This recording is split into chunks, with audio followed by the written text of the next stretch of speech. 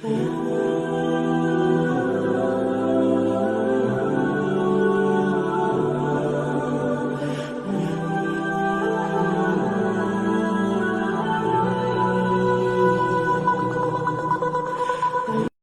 اللہ الرحمن الرحیم نحمده ونصلي ونسلم على رسوله الكريم اللهم صل على سيدنا محمد وعلى آل سيدنا محمد وبارك وسلم۔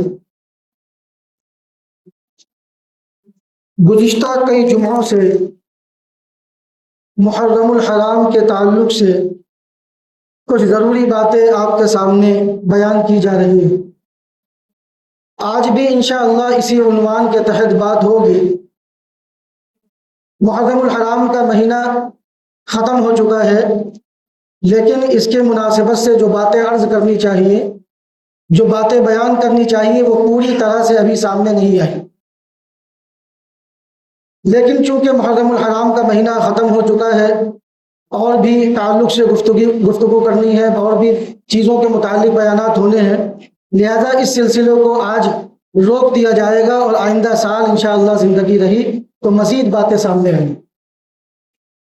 آج ہم سمجھیں گے کہ اہل بیت کون ہیں، اہل بیت کسے کہتے ہیں۔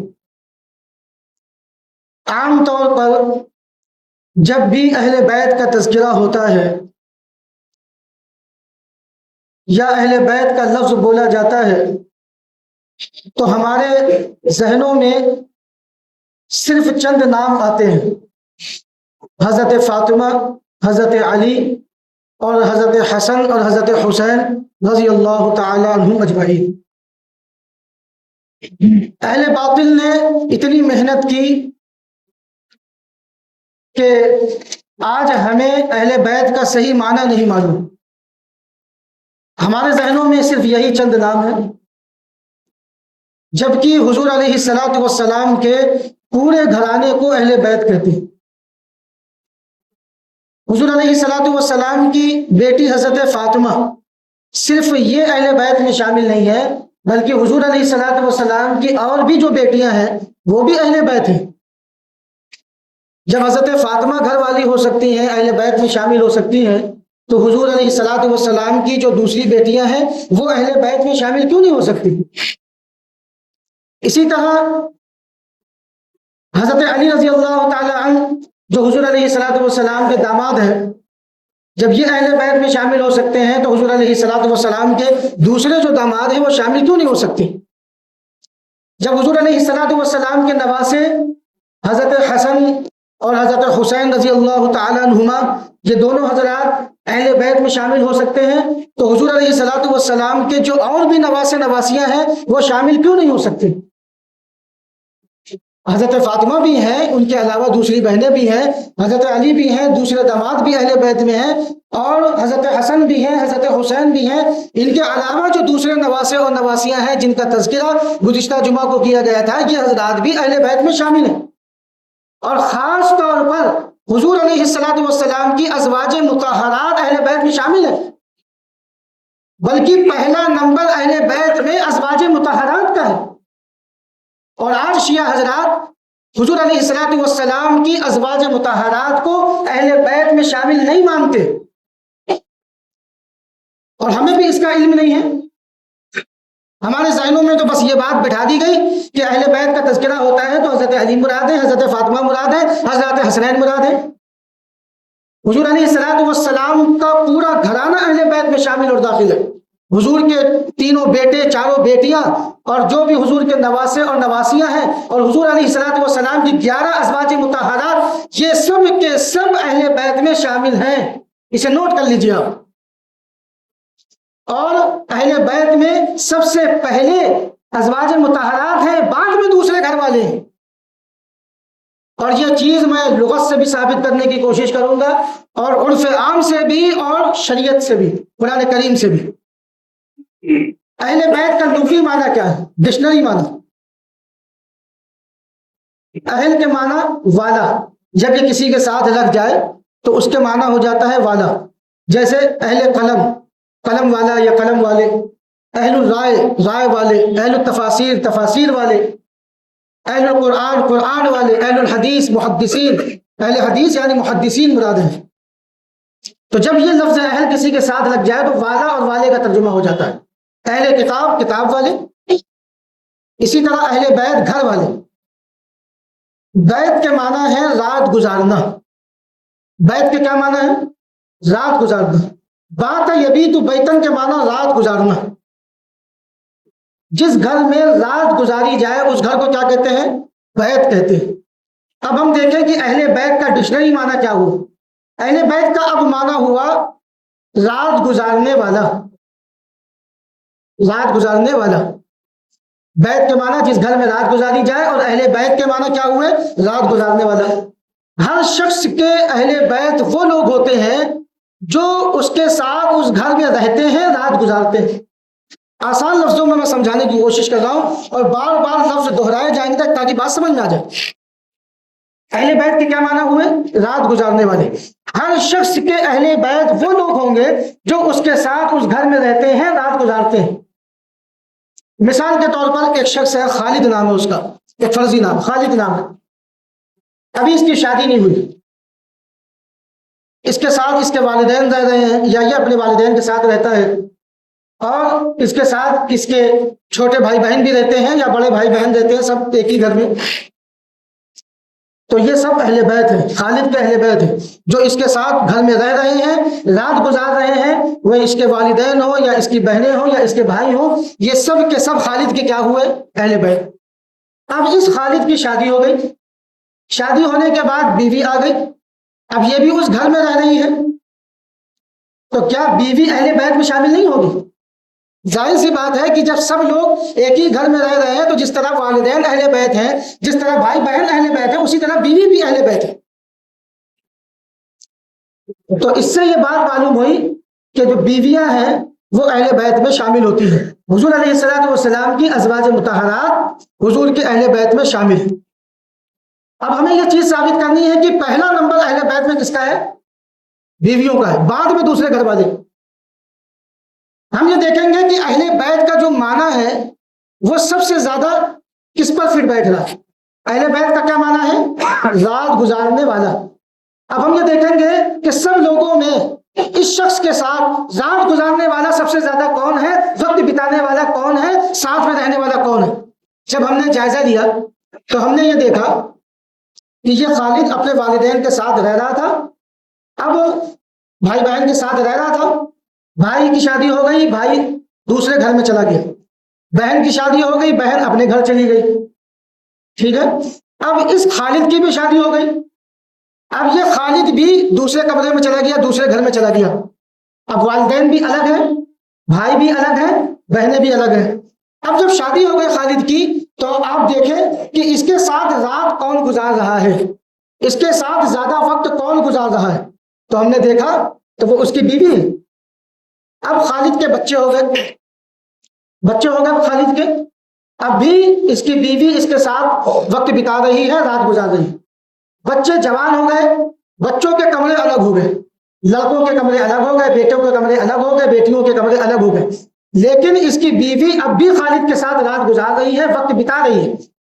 اور یہ موت تک اگر کوئی واقعہ بیچ میں طلاق وغیرہ اگر پیش نہ آئے تو موت تک یہ بیوی اپنے شوہر کے ساتھ رات گزارے گی، وقت گزارے گی۔ تو کیا معلوم ہوا؟ رات گزارنے کا معنی سب سے زیادہ بیوی میں پایا جاتا ہے، لہذا اہل بیت کا فرد اول بیوی ہے، سب سے پہلے بیوی ہے، بعد میں دوسرے گھر والے۔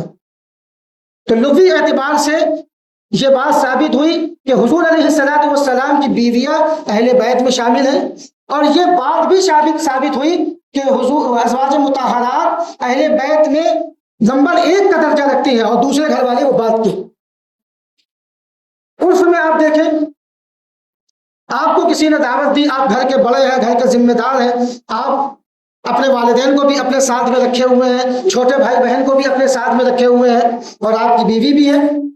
اب آپ کو کسی نے دعوت دی، آپ گھر کے ذمہ دار ہیں، دعوت میں کیا لکھا؟ وتھ فیملی، یعنی اہل بیت۔ وتھ فیملی کا کیا معنی؟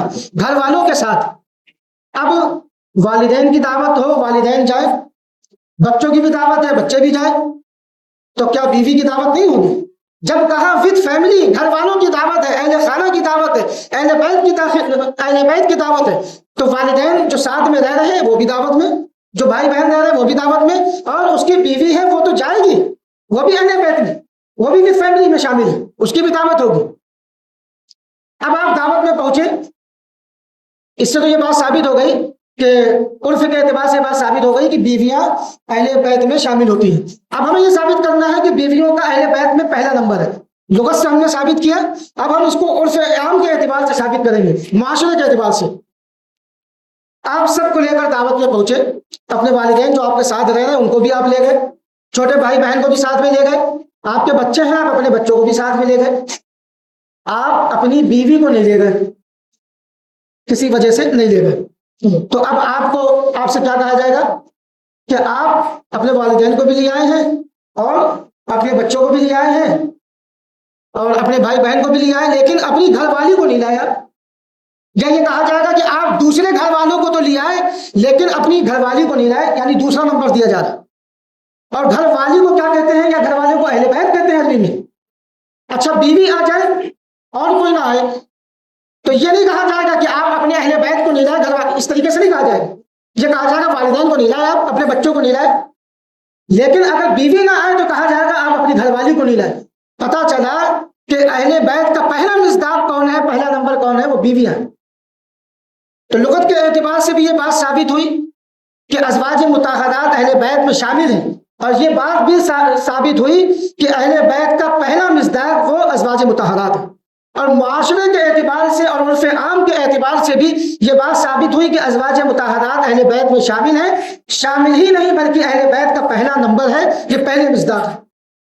اب آئے قرآن کی طرف، شریعت کی طرف۔ 22ویں پارے کا پہلا صفحہ، سورہ احزاب۔ یا نساء النبی لستن کاحد من النساء، یا نساء النبی، اے نبی کی عورتیں، یعنی ازواج مطہرات امہات المؤمنین، ان کو خطاب کیا جا رہا ہے۔ اب خطاب کس کو کیا گیا، حضور کی بیویوں کو۔ تو آگے جو بات کہی جا رہی ہے وہ کس سے کہی جائے گی، حضور کی بیویوں سے۔ آگے دوسری آیت ہوئی وَقَرْنَ فِي بِيُوتِكُنَّ، یہ آیت ہے، اس میں بھی ازواج مطہرات کا تذکرہ ہے۔ پھر اسی آیت میں آگے چل کر انما یرید اللہ لیذھب عنکم الرجس اہل البیت، یہ اہل البیت اللہ رب العزت نے کسے کہا ہے، ازواج مطہرات کو کہا ہے۔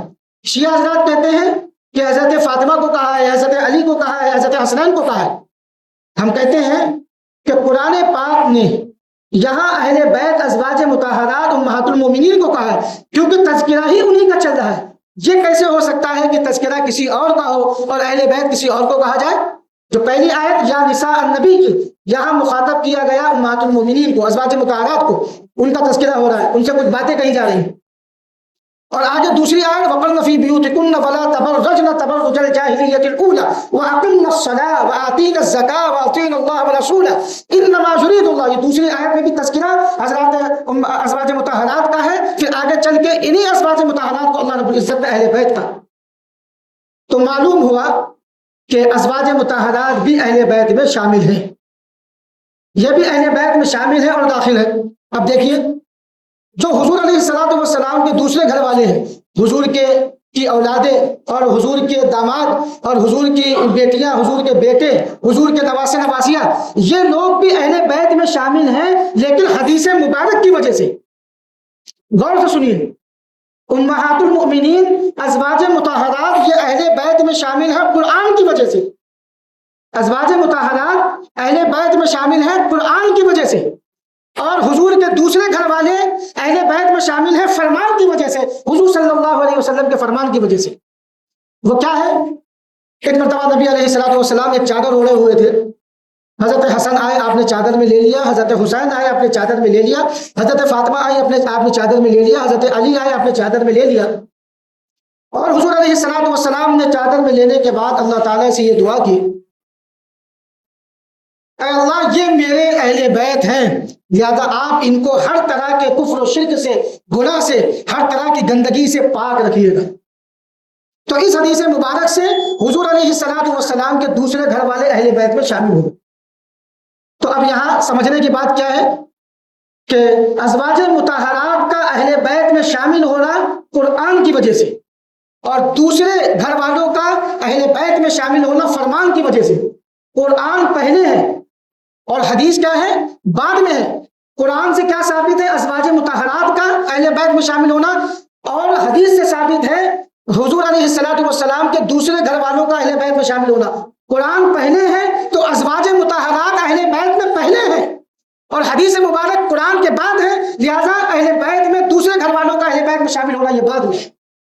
خوب اچھی طرح سے سمجھ لیجئے کہ اہل بیت میں صرف حضرات حسنین، حضرت علی، حضرت فاطمہ نہیں، حضور علیہ السلام کا پورا گھرانہ اہل بیت میں شامل ہے۔ حضور علیہ السلام کی 11 بیویاں، حضرت خدیجہ، حضرت زینب بنت خزیمہ، حضرت صفیہ، حضرت حفصہ، حضرت عائشہ، اور حضرت میمونہ، حضرت جویریہ، حضرت زینب بنت جہش، یہ حضرت سودا، یہ 11 بیویاں حضور علیہ السلام کی، یہ بھی اہل بیت میں شامل ہیں، اور اہل بیت کا پہلا مصداق حضور علیہ السلام کی بیویاں ہیں۔ اور حضرت فاطمہ کے علاوہ حضور علیہ السلام کی جتنی بیٹیاں ہیں، جتنے بیٹے ہیں، سب اہل بیت میں شامل ہیں۔ اور حضرت علی رضی اللہ تعالیٰ عنہ کے علاوہ جتنے بھی حضور کے داماد ہیں، یعنی حضرت عثمان غنی اور حضرت ابو العاص رضی اللہ تعالیٰ عنہ، یہ بھی اہل بیت میں شامل ہیں۔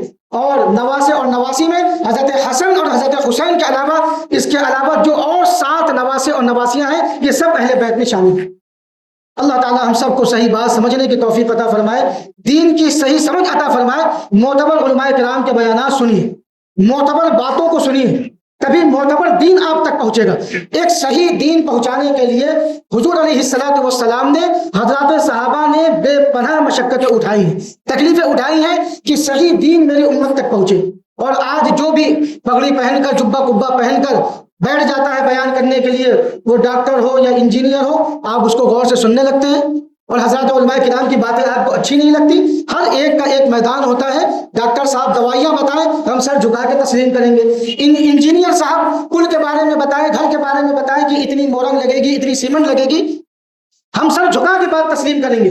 لیکن اگر یہ دین کا مسئلہ بتائیں گے تو ہمیں ان کی باتیں تسلیم نہیں۔ دین کی صحیح رہنمائی معتبر علماء کرام کے ذریعے سے حاصل ہوگی۔ اللہ تعالی ہم سب کو دین کی صحیح سمجھ عطا فرمائے۔ وآخر دعوانا الحمدللہ رب العالمین۔